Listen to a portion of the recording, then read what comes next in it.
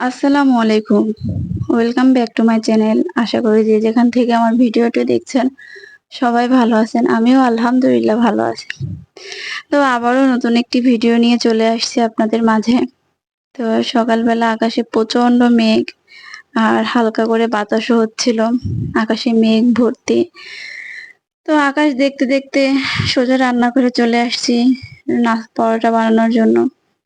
তো এই যে রুটিগুলো ভেজে নিছি আর এই যে ডিম পোস্ট করে নিছি। আর এই যে ভুড়ি রান্না করা ছিল আগের দিনে, সে ভুড়ি ছেলে আর বাবা মিলে নাস্তা করে নিচ্ছে।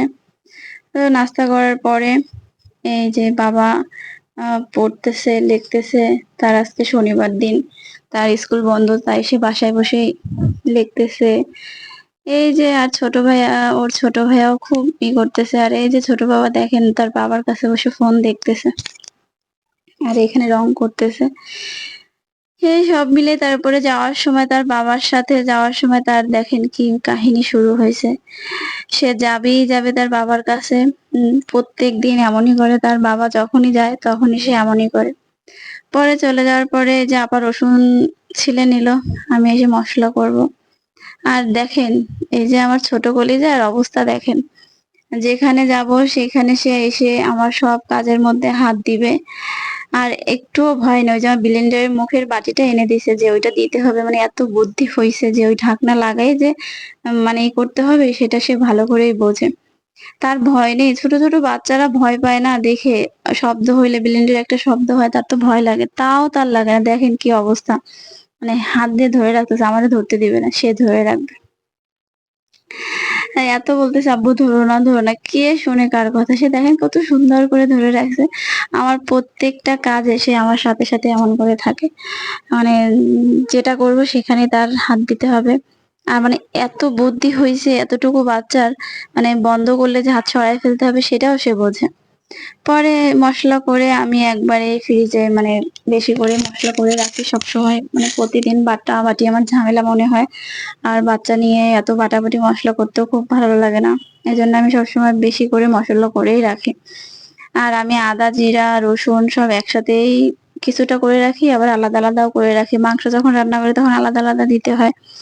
তো কে কেমন এরকম করেন কিনা আমাকে একটু কমেন্টে জানাবেন। পরে কাজ শেষ করে রান্না করতে আসছি। আজকে রান্না করবো ফার্স্টে মাছ ভুনা করবো আর ঢেঁড়স ভাজি করবো। ওই যে ওদিকে ঢেঁড়সও বসাই দিছি আর এদিকে মাছও ভাজতেছি।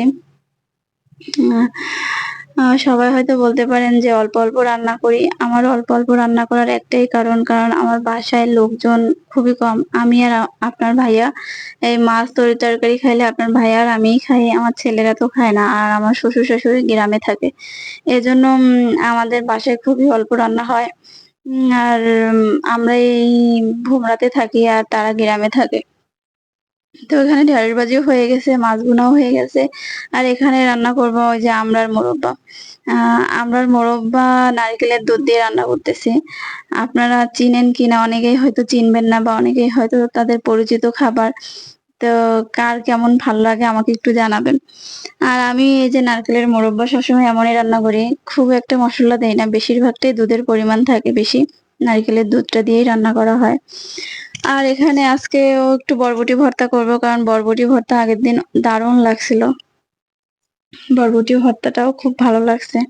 মানে এই যে চিংড়ি মাছ দিয়ে, তারপরে যে সবকিছু আমি একসাথে দিয়ে ভাজি। মানে এরকম অনেকে আবার অনেক রকম ভর্তা করে, কিন্তু আমি বরবটি ভর্তা এই যে এরকম করে বানাই। হালকা হালকা জাল দিয়ে সুন্দর করে ভেজে ভেজে নিয়ে এই যে হালকা হালকা করে, মানে একটু ঢাকতেছি আবার একটু নাড়তেছি হালকা করে। তারপরে আবার একটু নারকেল দিয়ে দিছি। নারকেলটাই আমার ভালো লাগে, কারণ নারকেল একটু ভেজে ভেজে যদি বাটা হয় তাহলে ভর্তাটার টেস্ট দ্বিগুণ হয়। পরে এখানে আবার ওখানে মানে এটা হয়ে গেছে, ভর্তা করবো ওইটাও হয়ে গেছে। আর এখানে আবার চাল ধুয়ে দিচ্ছি, চাল দিয়ে ভাত বসাই দিব।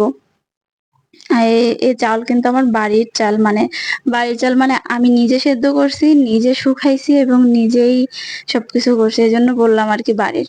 পরে ভাত বসাই দিছি, ভাত বসাই দিয়ে যে আপা আবার ভর্তাটা বেটে নিছে। ওই যে আমার সব রান্না কমপ্লিট। পরে রান্না শেষ করে এই যে সব রান্নাঘর সুন্দর করে চুলা টুলা সব মুছে টুছে একদম সুন্দর করে রেখে দিছি। আর আমার রান্নাঘর নোংরা থাকলে বিশেষ করে আমার ভালো লাগে না। আর যদিও অনেকে হয়তো বলতে পারেন যে গ্যাসের চুলা নিচে কেন?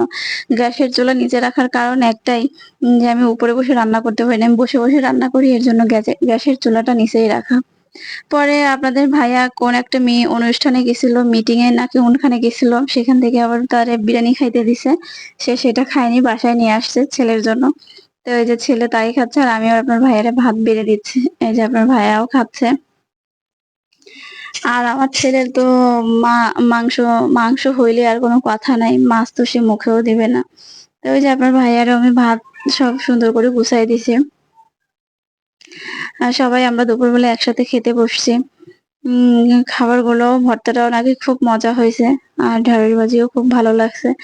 আর খাওয়ার সময় যদি দুজন একসাথে খেতে বসি তাহলে তো ওই ছোট বাবা এসে এখানে হাত দিবে, ওখানে হাত দিবে, মানে ও এত ছটফটি হইছে। আরে আপনার ভাইয়াও খাচ্ছে, আমি আর এদিকে আমি আবার আমার ছেলেকে খাওয়াই দিচ্ছিলাম। ও আবার হাত দিয়ে খাবে না, বলতেছে আম্মু তুমি খাওয়াই দাও, এজন্য আমি আবার ওরে খাওয়াই দিচ্ছিলাম। তো খাওয়াই দিচ্ছে, আপনার ভাইয়া আবার তরকারি নিচ্ছে, একা একা নিচ্ছে, দেখতেছে যে আমি পারতেছি না, এজন্য একা একাই নিচ্ছে। পরে এই যে আমার রান্না শেষ, পরে বিকালে একটু চা বানাইছি। চা আবার আপনাদের ভাইয়া খায় না, আমি একাই খাবো, আর ছেলেরাও কেউ খায় না। তো আমার জন্য একটু চা বানাইছি। অনেকদিন পরে আমি চা খুব পছন্দ করি না যে চা আমার প্রতিদিন লাগবেই, প্রতিদিন খাইতে হবে এমনটা না, শখের বিষয়। চাটা হচ্ছে শখ, যদি লাগছে তাহলে বানাই, আর যদি শখ না লাগে তাহলে বানাই না। আবার অনেকে আছে দুধ চা লাভার, যে চা না হলে তার হয়ই না, সারাদিনে একবার হলেও তার চা লাগে। তো এমনও অনেকে আছে। পরে এই যে আমার চা কমপ্লিট, চা বানানো শেষ। তারপরে এই যে কাপে ঢেলে নিলাম, নিয়ে এবার যদি আর একজন সঙ্গী হইতো সাথে তাহলে চা খেতে দারুণ লাগতো। তো ভিডিওটা যদি ভালো লেগে থাকে তবে লাইক কমেন্ট শেয়ার করে দিবেন। আর হয়তো আমি আমার কথায় হয়তো কোথাও ভুল হইতে পারে, যদি ভুল হয়ে থাকে তো ক্ষমার দৃষ্টিতে দেখবেন। সবাই ভালো থাকবেন, আল্লাহ হাফেজ।